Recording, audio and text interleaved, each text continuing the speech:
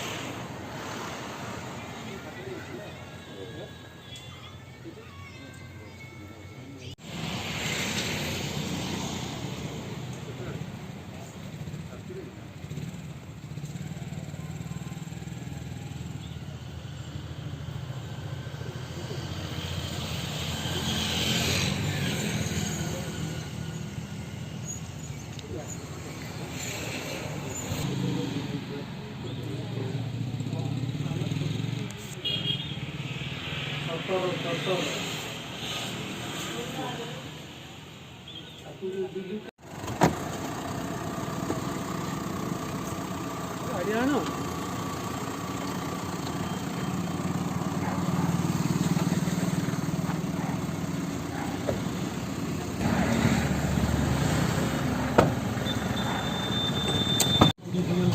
गोपड़ system जाना madam टिके नहीं जाता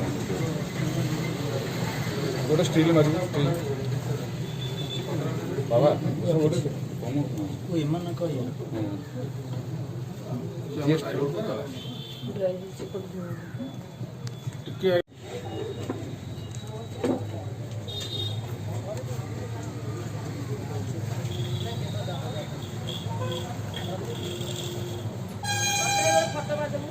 madam आसुन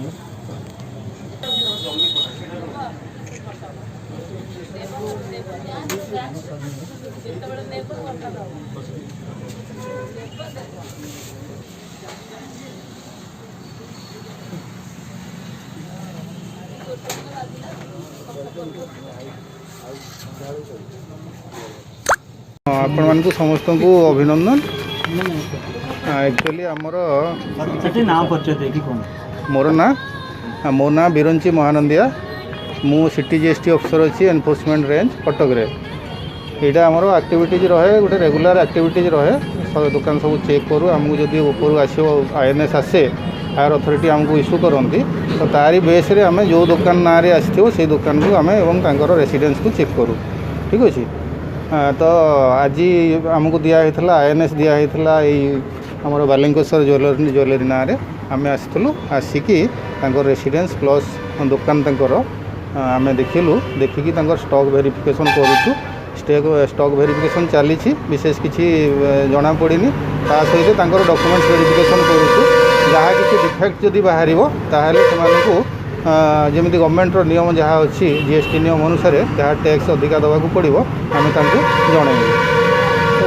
Niali केतेटी GST under आसूची jewellery देखो तार तो हिसाब मु जानी ना मुझे पारि ना कहीं ना आम सर्कल अंडर काम करूँ आमर एनफोर्समेंट यूनिट रे अच्छु आम एनफोर्समेंट यूनिट तार हिसाब न थाए आमको जहाँ इनफॉरमेशन आसे कौन सी सोर्स रु आम ता ऊपर काम करूँ।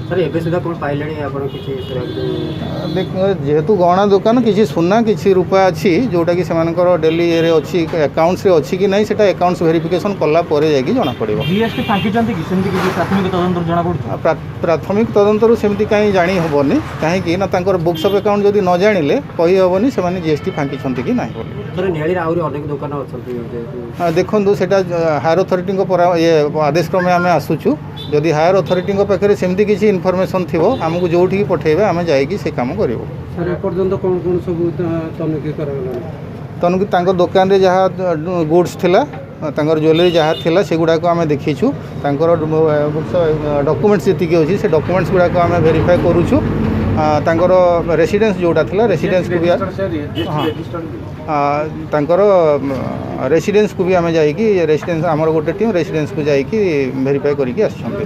सर ज्वेलरी ऊपर कौन अभियोग थिला कहीं आमको से अभियोगटा आमको जना जाएनी आमको आमर हायर अथॉरिटी आमको दियंती वारंटी ऑर्डरटा।